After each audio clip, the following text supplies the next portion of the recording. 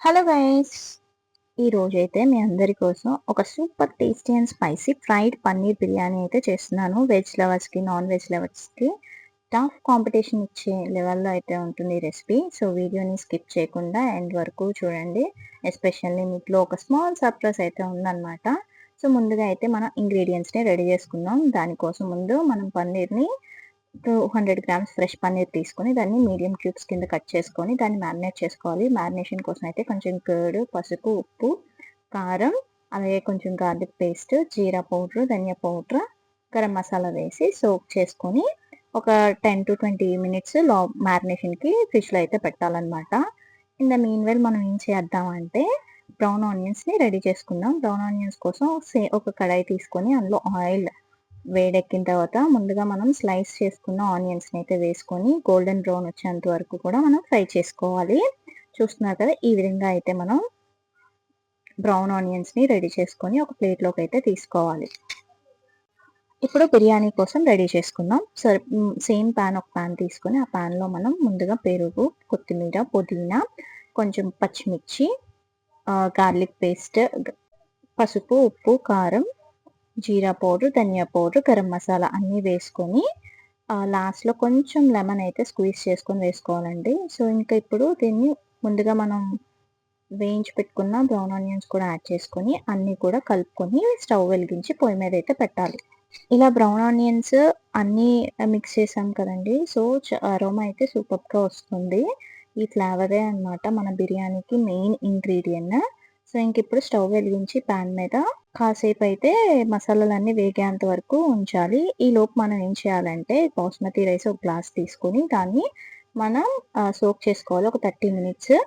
So ఒక glass basmati రైస్కి 1.5 glass అయితే పడుతుంది. సో చూస్తున్నారు కదా, ఇక్కడ చాలా అంతా వేగిన తర్వాత మనం ఒక గ్లాస్ బాస్మతి రైస్కి 1.5 గ్లాస్ అయితే యాడ్ చేసామన్నమాట.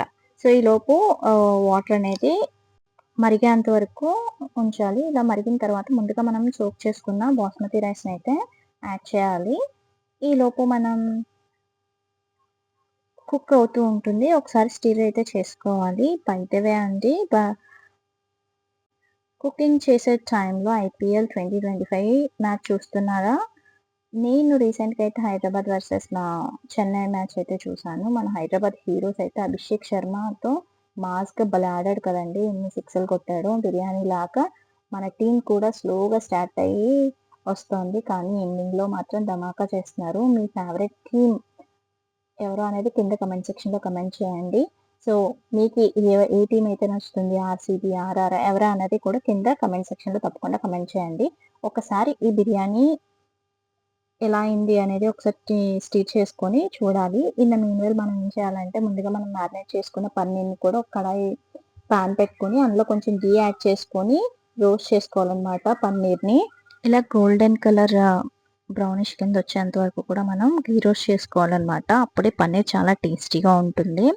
ఇప్పుడు మీకు అసలు మధ్యలో ఒక్కసారి మూత తీసి చూస్తుంటేనే అరోమా అయితే ఇల్లంతా స్ప్రెడ్ అయిపోతుంది అనమాట. ఎప్పుడెప్పుడు తినేద్దామా అని చెప్పేసి వెయిట్ చేస్తూ ఉంటారు. మనం ఇప్పుడు ఈ పన్నీర్ని ఫ్రై చేసాం కదా, కొంచెం జ్యూసీగా అయితే ఉంటుంది. ఇప్పుడు మనం ముందుగా రెడీ చేసిన బగారా రైస్లో ఈ ఫ్రైడ్ పన్నీర్ అయితే యాడ్ చేయాలన్నమాట. కాసేపు 5 to 10 మినిట్స్ దమ్ పెట్టాలి. దమ్ పెట్టిన తర్వాత లిడ్ ఓపెన్ చేసి చూడండి, అసలు సూపర్గా అయితే ఉంటుంది మీ బిర్యానీ. మీరు ఒక్కసారి ట్రై చేశారంటే ఇది రెస్టారెంట్ స్టైల్లో ఉంది అని మీరే అంటారనమాట. Thanks for watching the video.